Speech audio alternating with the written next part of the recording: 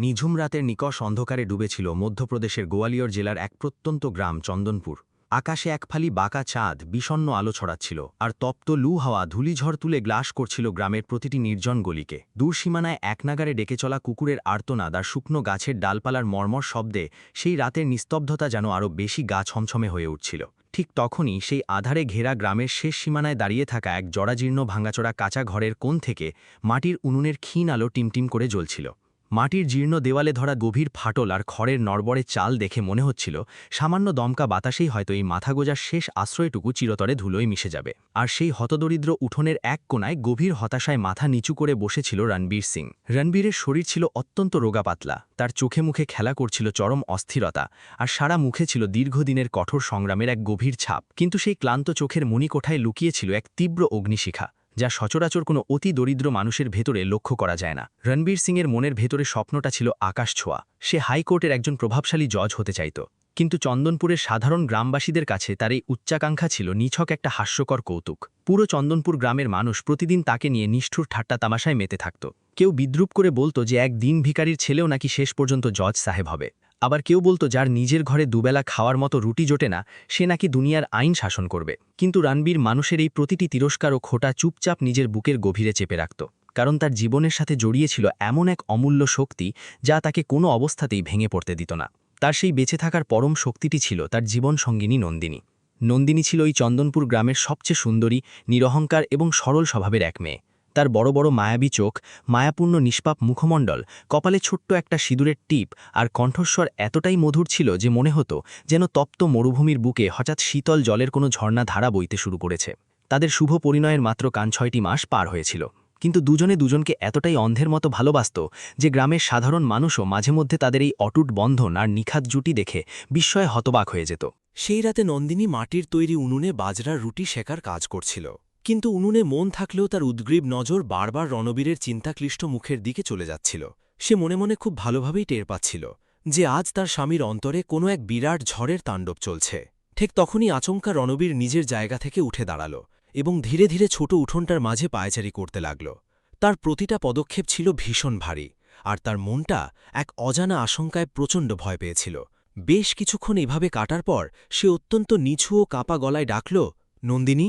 নন্দিনীর সাথে সাথে ঘুরে দাঁড়িয়ে তার দিকে তাকাল এবং জিজ্ঞেস করল, কি হয়েছে তোমার? রণবীর কিছু মুহূর্তের জন্য পুরোপুরি স্তব্ধ হয়ে রইল। তারপর অত্যন্ত কম্পিত কণ্ঠে বলল, নন্দিনী, আমি যদি এই গ্রাম ছেড়ে চিরকালের জন্য দূরে চলে যাই তবে?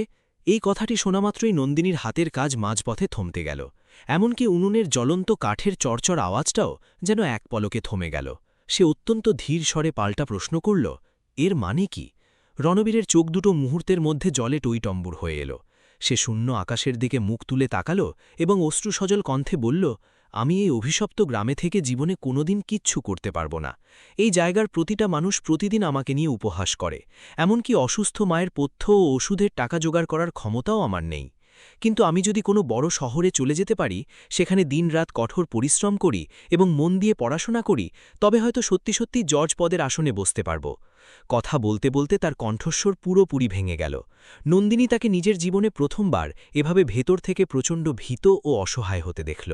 নন্দিনী অত্যন্ত ধীর পায়ে তার একদম কাছাকাছি এসে দাঁড়াল এবং কোনো কথা না বাড়িয়ে নিজের পা থেকে রূপোর তৈরি অলঙ্কার পায়েল জোড়া রণবীরের হাতের মুঠোয় গুজে দিল। রণবীর ভীষণভাবে চমকে উঠল এবং অবাক হয়ে জিজ্ঞেস করল, নন্দিনী, এটা কি করছো তুমি? নন্দিনীর চোখ বেয়ে তখন অশ্রুধারা নামছিল, কিন্তু তা সত্ত্বেও তার ঠোঁটের কোণে এক চিলতে হাসির রেখা ফুটে উঠল। সে বলল, আপলাই, এটা আমার ভালোবাসা নয়, এটা তোমার এগিয়ে যাওয়ার শক্তি। তুমি এটা কোনো শহরে গিয়ে বিক্রি করে দিও এবং নিজের পড়াশোনার খরচ চালিয়ে যেও। তবে আমার একটা কথা সারা জীবন নিজের মনে গেঁথে রেখো, তুমি এই দুনিয়ায় হেরে যাওয়ার জন্য জন্ম নাওনি রণবীর সিং। স্ত্রীর এই বজ্রকঠিন বাণী শোনামাত্রই রণবীরের চোখ থেকে বাঁধ ভাঙা অশ্রু গড়িয়ে পড়ল। সেই কালরাত্রিতে তারা দুজনে কেউ ঘুমোতে পারল না। বহু রাত পর্যন্ত এক নাগারে জেগে থাকল। ঘরের বাইরে তখন মরুভূমির শুষ্ক হাওয়া একটানা বয়ে চলছিল, আর ঘরের ভেতরে দুটো ব্যাকুল হৃদয় একে অপরের থেকে বিচ্ছিন্ন হয়ে যাওয়ার তীব্র যন্ত্রণায় ভেতরে ভেতরে ভেঙে চুরমার হতে থাকল। কিন্তু তারা দুজনের কেউই জানত না যে নিষ্ঠুর নিয়তি তাদের জন্য এর চেয়েও কত বড় চরম বেদনাদায়ক পরীক্ষা লিখে রেখেছে। পরদিন সকালে পুরো গ্রামে খবর ছড়িয়ে পড়ল যে রণবীর শহরে যাচ্ছে। গ্রামের চৌপালে বসা প্রধান গজেন্দ্র সিং এই খবর শুনে হা হা করে হাসছিল। গজেন্দ্র সিং পুরো গ্রামের সবথেকে প্রভাবশালী আর শক্তিশালী মানুষ ছিল। মোটা শরীর, বড় বড় গোঁফ, চোখে অহংকার আর বুকে বিষ। গ্রামে তার ইচ্ছা ছাড়া কেউ কিচ্ছু করতে পারত না। যখন সে শুনল যে রণবীর জজ হতে শহরে যাচ্ছে, তখন সে হাসতে হাসতে বলল, আরে ওই ভিকিলি ছেলে হাইকোর্টের জজ হবে, 2 দিনে ভিক্ষা করতে করতে ফেরত চলে আসবে। চৌপালে বসা মানুষজনও হেসে উঠল। তখনই গজেন্দ্র সিংয়ের নজর সামনে দিয়ে হেঁটে যাওয়া অঞ্জলির ওপর পড়ল। নন্দিনী মাথা নিচু করে যাচ্ছিল, কিন্তু গজেন্দ্র সিংয়ের কুৎসিত দৃষ্টি তার মুখের ওপর আটকে গেল। তার ঠোঁটে একটা হালকা বিপজ্জনক হাসি ফুটে উঠল। সে মনে মনে বলল, খুব অহংকার এই মহিলার।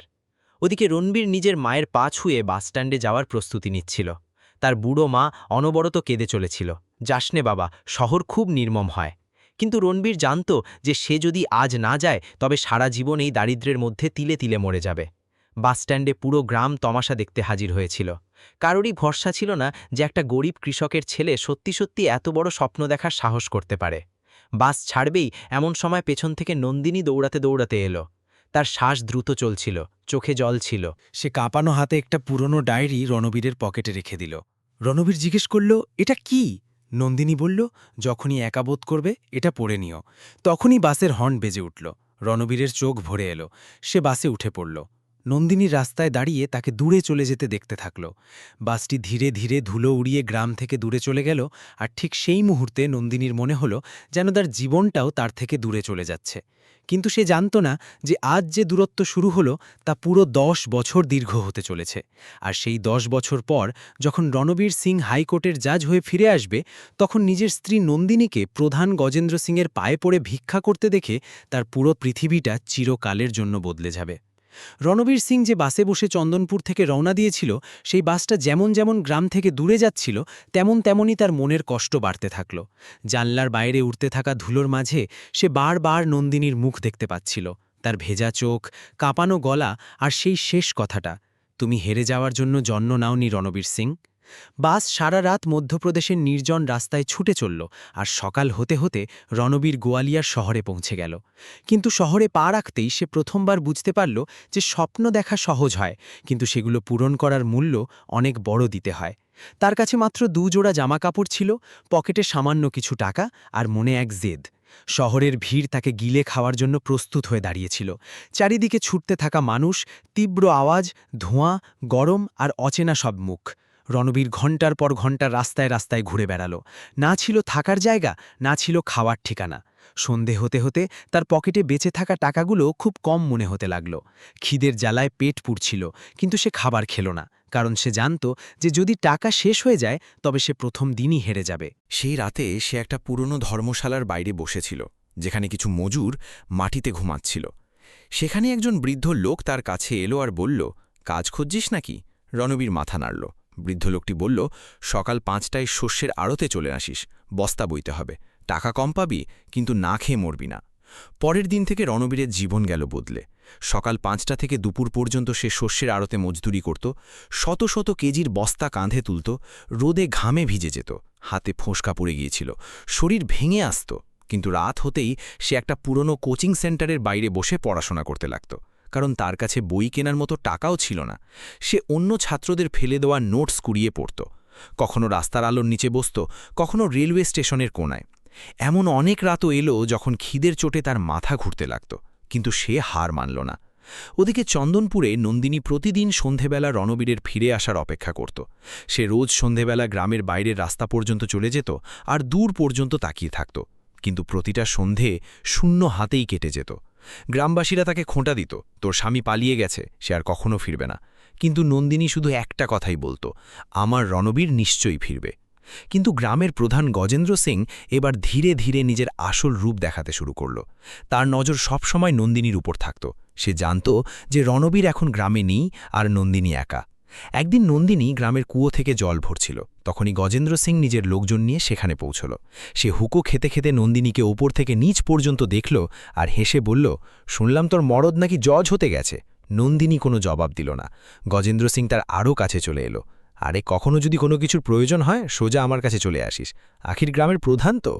পুরো গ্রাম জানত যে গজেন্দ্র সিংয়ের উদ্দেশ্য ভালো নয়, কিন্তু কেউ তার বিরুদ্ধে কথা বলার সাহস করত না। নন্দিনী ভয় পেয়ে গিয়েছিল, কিন্তু সে নিজের ভয়কে মুখে প্রকাশ পেতে দিল না। সে কিছু না বলে সেখান থেকে চলে গেল। সেই রাতে গজেন্দ্র সিং চৌপালে বসে মদ খাচ্ছিল। তার এক লোক জিজ্ঞেস করল, প্রধানজি, ওই মহিলাকে তো বেশ তেজি মনে হয়।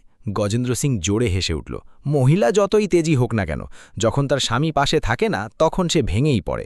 এটা শুনে সবাই হেসে উঠল। ওদিকে গোয়ালিয়র শহরের রণবীর নিজের জীবনের সবথেকে কঠিন লড়াই লড়ছিল।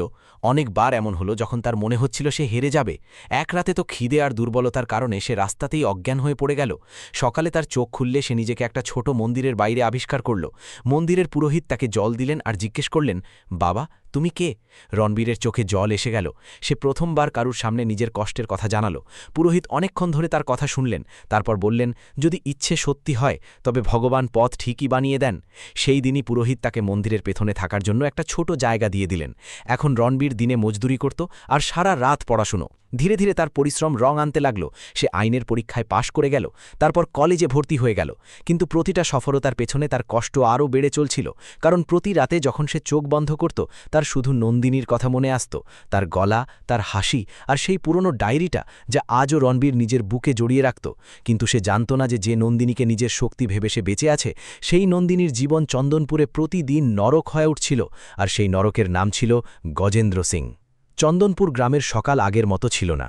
আগে যেখানে নন্দিনীর হাসি পুরো উঠোনে প্রতিধ্বনিত হতো, এখন সেখানে তার ঘরে নিস্তব্ধতা ছেয়ে থাকত। রণবীরের শহরে যাওয়ার প্রায় ১.৫ বছর হয়ে গিয়েছিল, আর এই ১.৫ বছরে নন্দিনী প্রতিদিন একাকিত্বের কষ্ট সহ্য করছিল। গ্রামবাসীরা এখন তার সামনে সহানুভূতি দেখাত, কিন্তু পিঠ পিছে তাকে নিয়ে ঠাট্টা করত। কেউ বলতো তার স্বামী তাকে ছেড়ে পালিয়ে গেছে, কেউ বলতো শহরে গিয়ে দ্বিতীয় বিয়ে করে নিয়েছে হয়তো। কিন্তু নন্দিনী প্রতিটা খোঁটা চুপচাপ সহ্য করে নিত, কারণ তার মনে আজও সেই ভরসা বেঁচেছিল যে একদিন তার রণবীর নিশ্চয়ই ফিরবে। কিন্তু সে জানত না যে গ্রামের প্রধান গজেন্দ্র সিং এবার তার সেই ভরসা ভেঙে দেওয়ার পুরো প্রস্তুতি নিয়ে ফেলেছে। গজেন্দ্র সিংয়ের হাবেলি পুরো গ্রামের সবথেকে বড় ছিল। উঁচু দেওয়াল, বড় উঠোন, দরজায় বন্দুকধারী লোক। গ্রামের মানুষ তার সামনে মাথা নিচু করে চলত, কারণ গজেন্দ্র সিং শুধু প্রধানই ছিল না, বরং পুরো এলাকার সবথেকে বিপজ্জনক মানুষ ছিল। পুলিশও তার বিরুদ্ধে যেতে ভয় পেত, আর এখন তার কুৎসিত নজর পুরোপুরি নন্দিনীর উপর আটকে গিয়েছিল। এক সন্ধ্যায় নন্দনী অসুস্থ শাশুড়ির জন্য গ্রামের একটা ছোট মেডিকেল স্টোরে গিয়েছিল। তার শাশুড়ির শরীর বেশ কিছুদিন ধরে অত্যন্ত খারাপ চলছিল, কিন্তু ঘরে টাকা ছিল না। নন্দনী নিজের বিয়ের বেঁচে থাকা চুড়িগুলো বিক্রি করে ওষুধ কিনেছিল।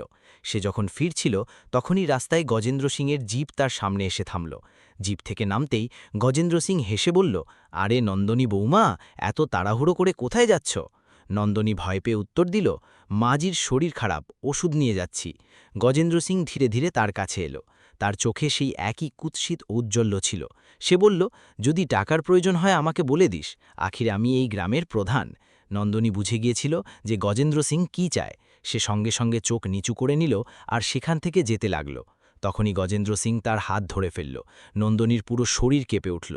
সে এক ঝটকায় নিজের হাত ছাড়ালো আর রেগে গিয়ে বলল, লজ্জা করে না আপনার? গজেন্দ্র সিংয়ের চোখ লাল হয়ে গেল। সে দাঁত কিরমির করে বলল, তোর ওই গরিব স্বামীর ওপর খুব অহংকার না? মনে রাখিস, এই গ্রামে সেটাই হয় যা গজেন্দ্র সিং চায়। নন্দনী কিছু না বলে দ্রুত সেখান থেকে পালিয়ে গেল। কিন্তু সেই দিনের পর তার ভয় আরও বেগে গেল। সেই রাতেই তার শাশুড়ির অবস্থা হঠাৎ বিগড়ে গেল। নন্দনী সারা রাত ওনার শিয়রে বসে থাকল, কিন্তু সকাল হওয়ার আগেই ওনার শেষ নিঃশ্বাস থমে গেল। ঘরে এবার নন্দনী একেবারে একা হয়ে পড়ল। যখন গ্রামবাসীরা খবর পেল, তখন কিছু মহিলা কাঁদার জন্য এলো, কিন্তু বেশিরভাগ মানুষ শুধুই তামাশা দেখতে এসেছিল। নন্দনী শাশুড়ির লাশের পাশে বসে ফুপিয়ে ফুপিয়ে কাঁদছিল। তার মনে হচ্ছিল যেন ভগবান তার থেকে সবকিছু কেড়ে নিয়েছেন। ওদিকে গজেন্দ্র সিং দূরে দাঁড়িয়ে এসব দেখছিল। তার মুখে কোনো দুঃখ ছিল না, বরং একটা বিপজ্জনক হাসি ছিল। সে জানত যে এখন নন্দনী পুরোপুরি একা হয়ে গেছে। পরের কয়েকদিনে গজেন্দ্র সিং গ্রামবাসীদের ওপর চাপ সৃষ্টি করতে শুরু করল। যে কেউ নন্দনীকে সাহায্য করার চেষ্টা করত, সেই হুমকি পেতে লাগল। কেউ তার ঘরে জল ভরতে আসত না, কেউ রেশন দিত না, এমনকি গ্রামের মহিলারাও তার থেকে দূরত্ব বজায় রাখতে শুরু করল, কারণ সবাই গজেন্দ্র সিংকে ভয় পেত। ধীরে ধীরে নন্দনীর ঘরে খাবারও অভাব দেখা দিল। এমন অনেক রাত এলো যখন সে না খেয়ে শুধু জল খেয়ে রাত কাটাল। কিন্তু সে কখনো হার মানল না। সে রোজ ভগবানের সামনে প্রদীপ জ্বালাইত আর রণবীরের মঙ্গলের জন্যে প্রার্থনা করত। ওদিকে গোয়ালিয়র শহরে রণবীরের জীবনও সহজ ছিল না। এখন সে আইনের পড়াশোনায় পুরোপুরি ডুবে গিয়েছিল। দিনে কোর্টের বাইরে ছোটখাটো কাজ করত আর সারা রাত পড়াশোনা। তার পরিশ্রম দেখে কলেজের একজন প্রফেসর তাকে নিজের কাছে ডাকলেন আর বললেন, তোমার চোখে খিদে আছে বাবা, এমন খিদে যা মানুষকে অনেক বড় করে তোলে। সে প্রফেসরই তার ফিস দেওয়ার ব্যাপারে সাহায্য করলেন। প্রথমবার রণবীরের মনে হলো যে হয়তো ভাগ্য এবার তার পাশে এসে দাঁড়িয়েছে। কিন্তু সেই রাতেই যখন সে মন্দিরের পেছনের ছোট ঘরে বসে পড়ছিল, তখনই সে নন্দিনীর দেওয়া সেই পুরনো ডায়েরিটা খুলল। ডায়েরির শেষ পাতায় নন্দিনী লিখেছিল, যদি কখনো পৃথিবী তোমার বিরুদ্ধে চলে যায়, তবুও হার মেনো না, কারণ কোথাও না কোথাও আমি তোমার জন্য প্রার্থনা নিশ্চয় করছি। এটা পড়তেই রণবীরের চোখ ভরে এলো। সে জানত না যে নন্দিনীর প্রার্থনার উপর ভরসা করে সে এগিয়ে চলেছে, সেই নন্দিনীর জীবন এই মুহূর্তে নরক হয়ে উঠেছে। কিছুদিন পর গ্রামে একটা বড় মেলা বসল। পুরো চন্দনপুর সেখানে জড়ো হয়েছিল। সেই মেলাতেই গজেন্দ্র সিং মদের নেশায় সবার সামনে নন্দিনীকে আটকে দিল। সে চড়া গলায় বলল, আর কতদিন ওই পালিয়ে যাওয়া লোকটার অপেক্ষা করবি? মেনে নে যে সে আর কখনো ফিরে আসবে না। পুরো মেলায় নিস্তব্ধতা হয়ে গেল। নন্দিনীর চোখে জল এসে গেল, কিন্তু সে মাথা তুলে বলল, আমার স্বামী পালিয়ে যায়নি, সে নিজের স্বপ্ন পূরণ করতে গেছে, একদিন সে নিশ্চয়ই ফিরবে। এটা শুনতেই গজেন্দ্র সিং রেগে আগুন হয়ে গেল। সে সবার সামনে নন্দিনীকে জোরে একটা ধাক্কা দিল। নন্দিনী মাটিতে পড়ে গেল, আর পুরো মেলায় নিস্তব্ধতা ছেয়ে গেল। কিন্তু কারোর সাহস হলো না যে গজেন্দ্র সিংয়ের বিরুদ্ধে একটা শব্দও বলতে পারে। মাটিতে পড়ে থাকা নন্দিনীর চোখ থেকে জল ঝরছিল, আর ঠিক সেই মুহূর্তে তার মনে প্রথমবার একটা ভয়ে দানা বাঁধল। ভয় এই কারণে যে সত্যি সত্যিই তার রণবীর ফিরতে খুব বেশি দেরি না করে ফেলে। মেলার সেই ঘটনার পর চন্দনপুর গ্রামে নন্দিনীর জীবন আরও কঠিন হয়ে উঠেছিল। গজেন্দ্র সিং এখন প্রকাশ্যেই তাকে হেনস্থা করতে শুরু করেছিল। গ্রামবাসীদের চোখের সামনে সে নন্দিনীকে অপমান করত, কিন্তু কেউ তার বিরুদ্ধে মুখ খোলার সাহস সঞ্চয় করতে পারত না। নন্দিনীর ছোট কাঁচা ঘরটা এখন খা খা করতে লাগল। ঘরে না ছিল কোনো রেশন, না ছিল টাকা। অনেক সময় তো তাকে প্রতিবেশীদের ফেলে দেওয়া বা বেঁচে যাওয়া শুকনো রুটির টুকরো খেয়েই পেট ভরাতে হতো। কিন্তু এসব সত্ত্বেও সে রণবীরের হকেক্ষা করা ছাড়েনি। প্রতিটা সন্ধেবেলা সে গ্রামের বাইরের রাস্তায় গিয়ে দাঁড়িয়ে যেত আর দূর পর্যন্ত পলকহীন দৃষ্টিতে তাকিয়ে থাকত, যেন তার দৃঢ় বিশ্বাস ছিল যে একদিন ওই রাস্তা দিয়েই তার স্বামী ফিরে আসবে। কিন্তু প্রতিটা দিন যাওয়ার সাথে সাথে তার মুখটা মলিন হয়ে উঠছিল। ওদিকে গোয়ালিয়র শহরে রণবীর সিং এখন আর আগের মতো সেই দুর্বল ছেলেটি ছিল না। সংগ্রামের আগুন তাকে ভেতর থেকে পাথর বানিয়ে দিয়েছিল। দিনরাতের পরিশ্রম তার চোখে এক অন্যরকম ঔজ্জ্বল্য তৈরি করে দিয়েছিল। সে আইনের পড়াশোনায় পুরো কলেজে প্রথম স্থান অধিকার করেছিল। কলেজের বড় বড় প্রফেসররা এখন তার নাম সম্মানের সাথে নিতেন। কিন্তু তার জীবনের আসল লড়াই এখনও বাকি ছিল। পড়াশোনা শেষ হতেই সে ওকালতি শুরু করল। শুরুর দিকে সে ছোটখাটো কেস পেত, অনেক সময় মক্কেলরা ফিজ পর্যন্ত দিত না। কিন্তু রণবীর হার মানার পাত্র ছিল না। সে প্রতিটি কেস সম্পূর্ণ সততা ও পরিশ্রমের সাথে লড়ত। ধীরে ধীরে তার এক আলাদা পরিচিতি তৈরি হতে লাগল। মানুষ বলতে লাগল যে গরিবদের কেস যদি কেউ জেতাতে পারে তবে সে একমাত্র রণবীর সিং। একদিন শহরে একটি বড় মামলা সামনে এলো, যেখানে একজন গরিব মজুরের ওপর চুরির মিথ্যে আরোপ লাগানো হয়েছিল। বড় বড় উকিলরা সেই কেসটি হাতে নিতে ভয় পাচ্ছিল, কারণ সামনে শহরের ধনী ব্যক্তিরা ছিল। কিন্তু রণবীর সেই কেসটি লড়ার সিদ্ধান্ত নিল। কোর্টে যখন সে প্রথমবার জজের সামনে গিয়ে দাঁড়ালো, তখন পুরো কামরাটি তার আওয়াজ শুনে শান্ত হয়ে গেল। তার কথার মধ্যে এমন এক কষ্ট ছিল যা সরাসরি হৃদয় গিয়ে ছুঁয়ে যেত। সে আইনের বইয়ের চেয়ে মানবতার ভাষা বেশি বলল, এবং অবশেষে সে সেই কেসটি জিতে নিল। সেই দিন প্রথমবার খবরের কাগজে তার নাম ছাপা হলো। গোয়ালিয়রের গরিব ছেলে হল গরিবদের আওয়াজ। সেই দিন থেকেই তার জীবন বদলাতে শুরু করল। বড় বড় কেস তার কাছে আসতে লাগল, মানুষ দূর দূরান্ত থেকে তার সাথে দেখা করতে আসতে লাগল। কিন্তু প্রতিটা সফলতার পর যখন সে রাতে নিজের ঘরে একা বসত, তখন তার শুধু নন্দিনীর কথা মনে পড়ত, তার চোখ, তার হাসি, আর সেই শেষ দিনটি যখন সে নিজের পায়েল খুলে রণবীরের হাতে তুলে দিয়েছিল। ওদিকে চন্দনপুরে গজেন্দ্র সিং এখন পুরোপুরি পশু হয়ে উঠেছিল। সে গ্রামবাসীদের সাফ জানিয়ে দিয়েছিল যে যেই নন্দিনীকে সাহায্য করবে তার বেঁচে থাকা দায় করে দেওয়া হবে। ধীরে ধীরে নন্দিনীর পাশে কেউ আর অবশিষ্ট রইল না। একদিন তো পরিস্থিতি এতটাই খারাপ হয়ে গেল যে সে দুদিন ধরে কোনো খাবার পায়নি। খিদে আর দুর্বলতায় তার শরীর কাঁপতে শুরু করেছিল। কিন্তু তবুও সে ভগবানের সামনে প্রদীপ জ্বালানো ছাড়েনি। সেই রাতেই প্রবল ঝড় এলো, বৃষ্টি শুরু হয়ে গেল। নন্দিনীর ভাঙা চাল থেকে জল পড়তে লাগল। পুরো ঘর জলে ভরে গেল। সে এক কোণায় বসে ভিজতে থাকল আর ফুঁপিয়ে ফুঁপিয়ে কাঁদতে থাকল। তার চোখে ছিল শুধু একটাই প্রশ্ন, অবশেষে কবে ফিরবে রণবীর? কিন্তু সেই রাতেই গোয়ালিয়র শহরে রণবীরের জীবনে সবথেকে বড় মোড় আসতে চলেছিল। হাইকোর্টে জজপদের নিয়োগের বিজ্ঞপ্তি বেরিয়েছিল। হাজার হাজার মানুষ সেই পরীক্ষার প্রস্তুতি নিচ্ছিল। রণবীরও ফর্ম ফিল করে দিল, কিন্তু তার কাছে কোচিং নেওয়ার মতো টাকা ছিল না। সে আবার সেই পুরনো পথই বেছে নিল, সারা রাত জেগে পড়াশোনা আর সারা দিন কাজ। এমন অনেক রাত কেটে গেল যখন তার চোখ দিয়ে রক্তের মতো কষ্ট ঝরে পড়ত। কিন্তু সে বই বন্ধ করেনি। তার ভেতরে শুধু একটাই আগুন জ্বলছিল, তাকে প্রমাণ করতে হবে যে একজন গরিব মানুষও আইনের চেয়ার পর্যন্ত পৌঁছতে পারে। পরীক্ষার দিন এলো। পুরো মধ্যপ্রদেশ থেকে পরীক্ষার্থীরা এসেছিল। বড় ঘরের শিক্ষিত ছেলেরা দামি গাড়িকে করে এসেছিল, যেখানে রণবীর পুরনো জুতো আর সাধারণ পোশাকে পরীক্ষা দিতে এসেছিল। অনেকেই তাকে দেখে ঠাট্টা তামাশা করল, কিন্তু সে কারোর প্রতি কান দিল না। সে শুধু ভগবানকে স্মরণ করল আর নন্দিনীর সেই কথাটা মনে করল, তুমি হেরে যাওয়ার জন্য জন্ম নাওনি রণবীর সিং। পরীক্ষা শেষ হলো আর তারপর শুরু হলো অপেক্ষা। বেশ কয়েক মাস কেটে গেল।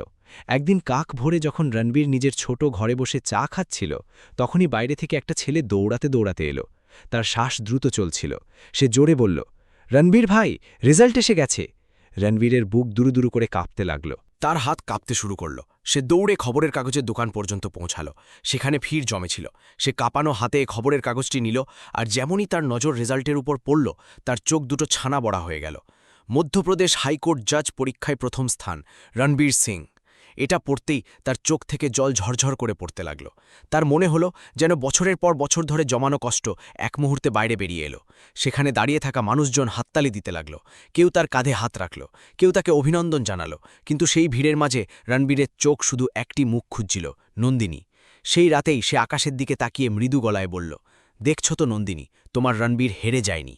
কিন্তু সে জানত না যে নন্দিনীর জন্য সেই লড়াই জিতে দাঁড়িয়ে আছে, সেই নন্দিনীর জীবন চন্দনপুরে এখন মৃত্যুর চেয়েও ভয়ঙ্কর হয়ে উঠেছে। আর গজেন্দ্র সিং এখন তার সাথে এমন কিছু করতে চলেছিল যার পর পুরো গ্রাম চিরকালের জন্য কেঁপে উঠবে। চন্দনপুর গ্রামের বাতাসে এখন ভয় মিশে গিয়েছিল। প্রতিটা গলি, প্রতিটা চৌপাল, প্রতিটা ঘরে শুধু একটাই নামের আতঙ্ক ছিল, গজেন্দ্র সিং। গ্রামের প্রধান এখন নিজেকে রাজা ভাবতে শুরু করেছিল, আর গ্রামবাসীরা তার গোলামে পরিণত হয়েছিল। কিন্তু সবথেকে বেশি অত্যাচার যদি কারোর উপর হয়ে থাকত, তবে সে ছিল নন্দিনী।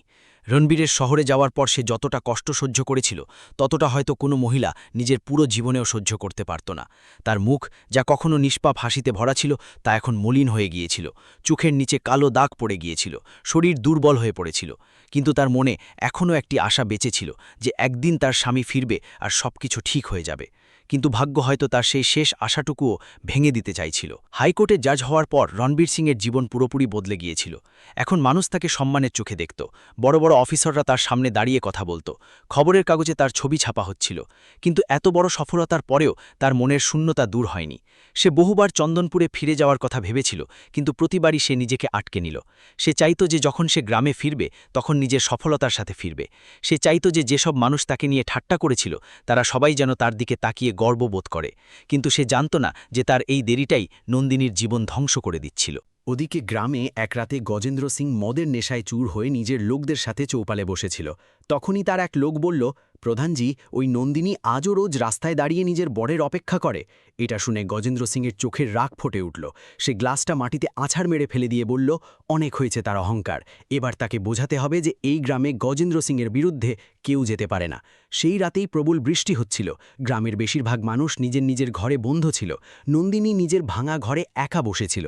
চাল থেকে জল পড়ছিল, আর সে ভগবানের সামনে প্রদীপ জ্বালিয়ে রণবীরের মঙ্গলের জন্য প্রার্থনা করছিল। তখনই হঠাৎ তার দরজায় জোরে জোরে ধাক্কা পড়ল।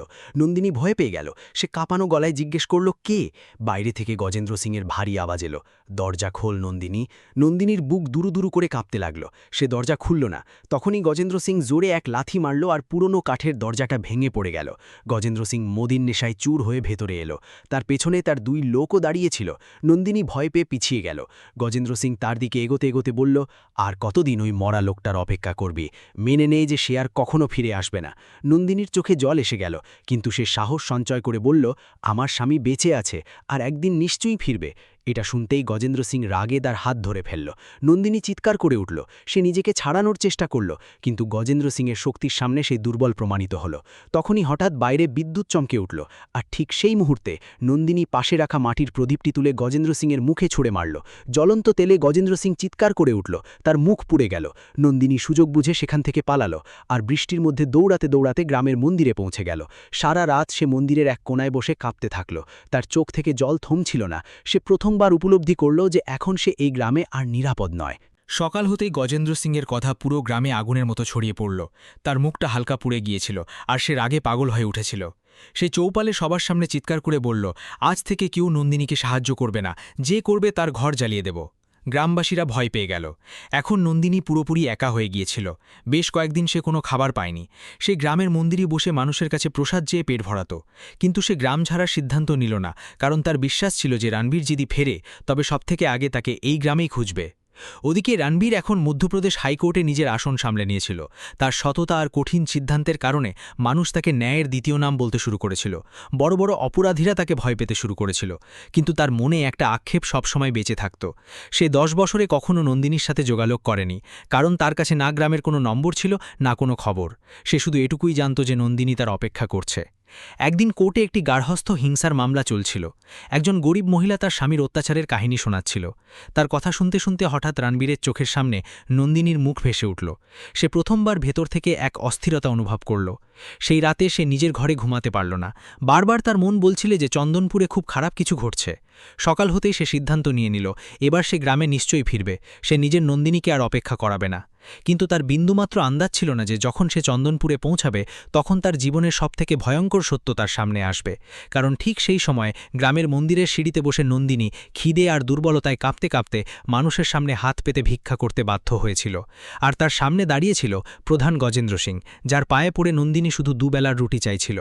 10 বছর পর প্রথমবার হাইকোর্টে জজ রণবীর সিংয়ের সরকারি গাড়ি চন্দনপুর গ্রামের দিকে এগিয়ে আসছিল। কালো চকচকে গাড়ি, আগে পুলিশের জিপ, পেছনে সরকারি কর্মচারীরা। পুরো রাস্তা ধুলো উড়িয়ে এগিয়ে চলছিল। কিন্তু রণবীরের মন এক অদ্ভুত অস্থিরতায় ভরেছিল। তার চোখের সামনে বারবার নন্দিনীর মুখ ভেসে উঠছিল। সে ভাবছিল যে নন্দিনী তাকে দেখে কতটা খুশি হবে। হয়তো কেঁদে ফেলবে, হয়তো রেগে যাবে যে সে এত বছর কেন কাটিয়ে দিল। কিন্তু তার বিন্দুমাত্র ধারণা ছিল না যে ভাগ্য তার জন্য কত বড় একটা আঘাত প্রস্তুত করে রেখেছে। যেমনই তার গাড়ি চন্দনপুরে প্রবেশ করল, পুরো গ্রাম জড়ো হয়ে গেল। মানুষজন অবাক হয়ে একে অপরের দিকে তাকাতে লাগল। কেউ বলছিল, আরে এ তো রণবীর। কেউ বলছিল, গরিব কৃষকের ছেলে সত্যি সত্যি জজ হয়ে গেল। চৌপালে বসা গজেন্দ্র সিংয়ের হাত থেকে হুঁকো পড়ে গেল। তার চোখ ছানা বড়া হয়ে গেল। সে বিশ্বাসই করতে পারছিল না যে ছেলেটাকে নিয়ে সে ঠাট্টা করত সে আজ হাইকোর্টে জজ হয়ে তার সামনে দাঁড়িয়ে আছে।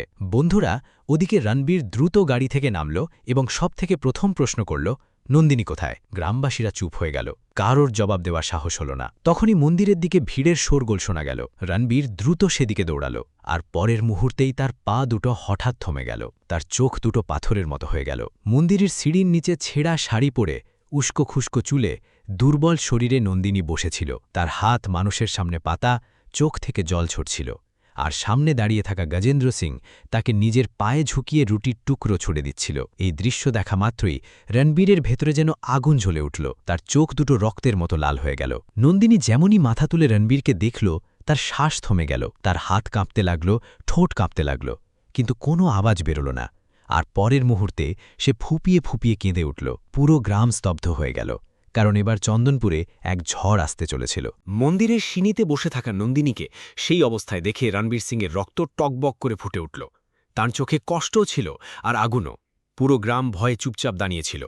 গজেন্দ্র সিং নিজেকে সামলানোর চেষ্টা করল আর হাসতে হাসতে বলল, আরে জজ সাহেব, আপনার স্ত্রী তো গ্রামবাসীদের কাছে ভিক্ষা চেয়ে বেঁচেছিল, আমি তো কেবল সাহায্য করছিলাম। এটা শুনতেই রণবীর রাগে গজেন্দ্র সিংয়ের কলার ধরে ফেলল।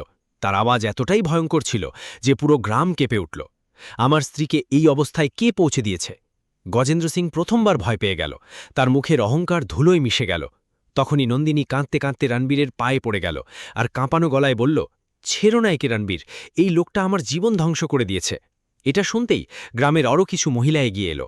একজন বৃদ্ধা কাঁদতে কাঁদতে বললেন, জজ সাহেব, গজেন্দ্র সিং পুরো গ্রামের ওপর অত্যাচার করেছে, কেউ এর বিরুদ্ধে কথা বলতে পারেনি। এবার পুরো সত্য ধীরে ধীরে সবার সামনে আসতে লাগল। কারোর জমি কেড়ে নেওয়া হয়েছিল, কাউকে হুমকি দেওয়া হয়েছিল, কারোর ইজ্জত লুণ্ঠন করা হয়েছিল। রণবীরের হাত রাগে কাঁপতে লাগল। সে সঙ্গে সঙ্গে পুলিশ অফিসারকে আদেশ দিল, এক্ষুনি গজেন্দ্র সিংকে গ্রেফতার করো। এটা শুনতেই গজেন্দ্র সিং হাঁটু গেড়ে বসে পড়ল। কিন্তু এইবার না গ্রাম তার সাথে ছিল, না তার ক্ষমতা।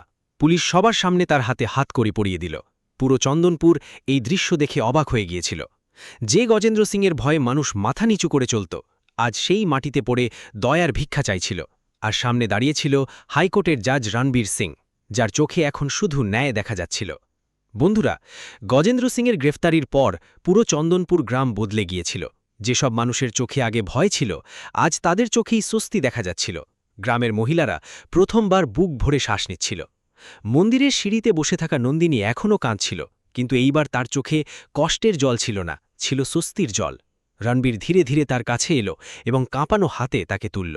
নন্দিনী যেমনই তার বুকে জড়িয়ে ধরল, অমনি 10 বছরের জমানো কষ্ট একসাথে বাইরে বেরিয়ে এলো। পুরো গ্রাম সেই দৃশ্য দেখে আবেগপ্রবণ হয়ে পড়ল। রণবীরের চোখও ভরে গিয়েছিল। সে নন্দিনীর মুখ নিজে 2 হাতে ধরে বলল, আমায় ক্ষমা করে দিও নন্দিনী, আমি ফিরতে বড্ড দেরি করে ফেললাম। নন্দিনী কাঁদতে কাঁদতে বলল, না রণবীর, আমি জানতাম তুমি নিশ্চয়ই আসবে। ঠিক সেই সময়ে পুলিশ গজেন্দ্র সিংকে গাড়িতে বসিয়ে নিয়ে যাচ্ছিল। যাওয়ার সময় গজেন্দ্র সিং পেছন ফিরে দেখল, কিন্তু এইবার তার মুখে অহংকার ছিল না, ছিল পরাজয়ের গ্লানি। কিছুদিন পর রণবীর পুরো গ্রামের সামনে একটি বড় সিদ্ধান্ত নিল। সে চন্দনপুরে গরিব মহিলাদের জন্য একটি সহায়তা কেন্দ্র গড়ে তোলার ঘোষণা করল, যাতে কোনো নন্দিনীকে আর কখনো ভিক্ষা করতে বাধ্য না হতে হয়। গ্রামবাসীরা হাততালি দিতে লাগল। আর সেই গ্রামেই, যেখানে একসময় মানুষ রণবীরকে নিয়ে ঠাট্টা করত, আজ তারাই গর্বের সাথে তার নাম নিচ্ছিল। সন্ধ্যায় যখন সূর্য ডুবছিল, তখন রণবীর আর নন্দিনী গ্রামের বাইরের সেই রাস্তায় দাঁড়িয়েছিল, যেখান থেকে 10 বছর আগে রণবীর শহরে গিয়েছিল। হাওয়া ধীরে ধীরে বইছিল। নন্দিনীর চোখে এখন আবার সেই পুরনো ঔজ্জ্বল্য ফিরে এসেছিল। আর রণবীর আকাশের দিকে তাকিয়ে মনে মনে বলল, সময় যতই নির্মম হোক না কেন, সত্য ভালোবাসা আর সত্য ন্যায় একদিন নিশ্চয়ই জেতে। বন্ধুরা, একজন গরিব কৃষকের ছেলে রণবীর সিংয়ের এই কাহিনী আমাদের শুধু সংগ্রামই শেখায় না, বরং বিশ্বাস আর ন্যায়ের আসল শক্তিও শেখায়। যে মানুষটাকে নিয়ে একসময় পুরো গ্রাম ঠাট্টা করত, সেই মানুষটাই একদিন হাইকোর্টের জজ হয়ে ফিরে এলো এবং প্রমাণ করে দিল যে যদি ইচ্ছে শক্তি মজবুত হয়, তবে দারিদ্র্য মানুষের পথ আটকাতে পারে না। অন্যদিকে নন্দিনী নিজের ভালোবাসা আর বিশ্বাসকে শেষ নিঃশ্বাস পর্যন্ত ভেঙে যেতে দেয়নি। সে কষ্ট সহ্য করেছিল, অপমান সহ্য করেছিল, খিদে আর একাকিত্ব সহ্য করেছিল, কিন্তু নিজের স্বামীর ওপর থেকে ভরসা কখনো হারায়নি। এবং অবশেষে সত্য ও ন্যায়ের জয় হল। গজেন্দ্র সিংয়ের মতো অহংকারী আর অত্যাচারী মানুষও আইনের সামনে নতজানু হয়ে গেল। এটাই জীবনের সবথেকে বড় সত্য। খারাপ সময় যতই বড় হোক না কেন, একদিন তার শেষ নিশ্চয়ই হয়। যদি আপনাদের রণবীর আর নন্দিনীর এই আবেগঘন এবং রোমাঞ্চকর কাহিনী পছন্দ হয়ে থাকে, তবে এই কাহিনীটি বেশি বেশি করে লাইক এবং শেয়ার নিশ্চয়ই করবেন, যাতে এমন অনুপ্রেরণামূলক কাহিনী আমরা আপনাদের জন্য প্রতিনিয়ত নিয়ে আসতে পারি। আর আপনারা যদি এই ধরনের হৃদয়স্পর্শী গল্প, গ্রাম, দারিদ্র্য, সংগ্রাম, ভালোবাসা আর ন্যায় ভরা গল্প শুনতে পছন্দ করেন, তবে চ্যানেলটিকে সাবস্ক্রাইব করতে একদম ভুলবেন না। আপনাদের একটি সাবস্ক্রিপশন আমাদের নতুন এবং চমৎকার সব গল্প লেখার শক্তি যোগায়। নিচে কমেন্ট করে জানান যে গল্পের কোন অংশটি আপনাদের সবথেকে বেশি আবেগপ্রবণ করেছে, রণবীরের সংগ্রাম, নন্দিনীর অপেক্ষা, নাকি গজেন্দ্র সিংয়ের অন্ত। খুব শিগগিরই দেখা হচ্ছে আরও একটি নতুন এবং অসাধারণ গল্পের সাথে। ততক্ষণে নিজের এবং নিজের পরিবারের খেয়াল রাখবেন। আপনাদের সবাইকে অনেক অনেক ধন্যবাদ।